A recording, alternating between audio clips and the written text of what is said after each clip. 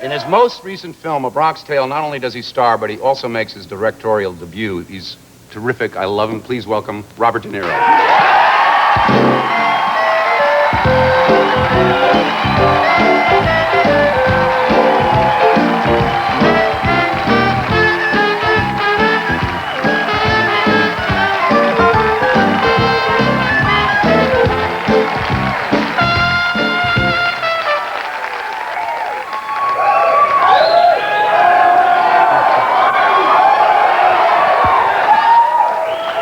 That's enough. I saw the movie, as I've seen every movie of yours. I saw it last night. It's terrific, and you're in it, and you directed it. Why did you choose The Bronx Tale? I mean, what was the? Well, I saw it out here I must have been almost 5 years ago, and Chaz did it as a one-man show, and he acted all the parts, and I liked it a lot, and he was terrific in it, and. Then I said, let me see a screenplay, and he eventually showed me a screenplay, and then I had a reading at my place in New York in Tribeca, and then decided to do it, because I've always wanted to do something, but it was just, I finally said I had to commit to doing something, directing a movie, so yeah. I thought I could do something with it, so. One of the great things about the movie are the actors in it. I mean, yeah. I haven't seen any of these actors. Where did you get them? I mean... Well, I wanted to, the subject's been done a lot, and I wanted to make it more special in terms of the people, and the way to make it work to me was using these special... Chaz had written great characters based on people he knew, and it was a terrific story and structure, and the characters were wonderful, so I said I don't want to go... If I can, I want to look for people who are not very well known. And most of them are non-actors. They're all non-actors, yeah. Except a few of the actors have had experience. Tommy Ford, Clem Caserta, and Joe D'Onofrio, but really very little. But they were so unique that, and I felt they were really used in the way that I'd like to see them used, or especially in Caserta's. Do you have any problem directing the non-actors? It's a little more arduous. No, I felt comfortable with them. They were as good as professionals as far as I was concerned, and they were. They were in a milieu, in a surrounding that they knew, and the idea was to get people who knew this world, and so that they would feel comfortable with each other. They might not have been from the same neighborhood, but they were from the same, the same background. Yeah, and, same basic accent. Yeah, exactly. Bronx. A little bit. So that was it. But it took a long time. I told the casting director, Ellen Chenoweth, that I would like, I really want to spend, it's not like just looking through agents and going to off-Broadway plays, but it's really hitting the streets and finding, because I know they're out there finding the right people. Yeah.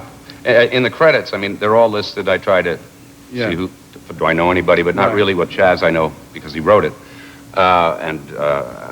There was also in the credit a lady in the window. Now, I don't know what that refers to, because I couldn't find a lady in the window. So, well, the lady in the window, the first, actually, I think it was the first night of shooting. It was the first week of shooting, and the doo-wop group was on the corner, and there was a woman that, throughout the time that we shot there, would always, every so often, start yelling or complaining. We're shooting too late. She started yelling and disrupt everything. You mean while you were shooting? While we were shooting. So she said, so they were going, woo, the doo-wop. And so she said, I don't care what you're doing, woo, woo, woo, woo. So she's, this is like 3 in.the morning, so we called her the woo-woo lady. So somebody, one of the producers, put her name in the credit. Yeah. Let's run a clip of the picture. Before I run it, I want to tell you what it's basically a true story, and it's based on sort of the dilemma of a kid who's brought up with a father who really cares about him, but he's also very close to a member of kind of the mob. Roll the clip.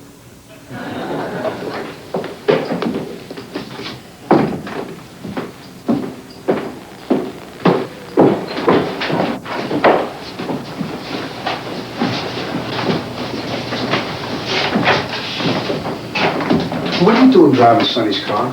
What are you talking about? What do you mean, what am I talking about? I just saw you driving Sonny's car. I don't want you driving this car around. I don't like that. I'm not in the mood to hear this. I don't care if you're not in the mood to hear it. We already had that thing about the bikers and that fight in that bar. And I don't want you in that bar. I told you, Dad. What was I going to do? Run away, make people think I got no heart? You think those guys really care whether you got heart or not? I mean, what makes you think you're so special? You don't know Sonny. I don't have to know him. I know how he thinks. You f*** up, he'll hurt you like anybody. You're wrong. Sonny, trust me. That man can't trust anybody. The sooner you know that, the better. How many times do I have to tell you? People don't respect him. They fear him. There's a big difference. You want to be somebody? Be somebody who works for a living and takes care of his family. Yeah, you look away. Look, you're my only son. I'm only looking out for your best interest. But you got to know the saddest thing in life is wasted talent. I don't want to hear this. You don't want to hear it, but you're going to hear it. I might not have any money. I might not have a Cadillac. But I don't have to look over my shoulder, and I'm proud of what I do, and I don't answer to anybody. My mother and father came to this country with nothing. And they died with nothing. Hey, don't you dare disrespect your grandparents. Do you hear me? And you're wrong. They tried to give me a better life, and that's what I'm trying to do. What better life? We don't even own a car. We ain't got money. We ain't got nothing. Don't take it out of me because you're a bus driver. The working man is a sucker.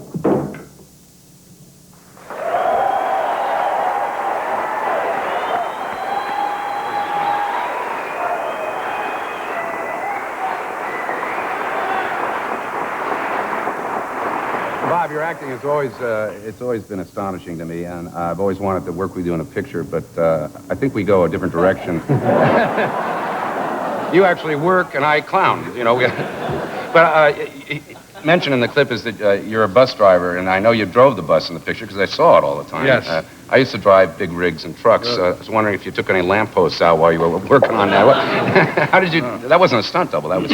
No, I drove the... I had to take a test, and with the motor vehicle building, and I took it twice because the first time they told me I failed it, and I spent 3 hours and taking parts of the test I didn't even have to take. Then I took it. Then they said I failed. The woman went downstairs and checked the key.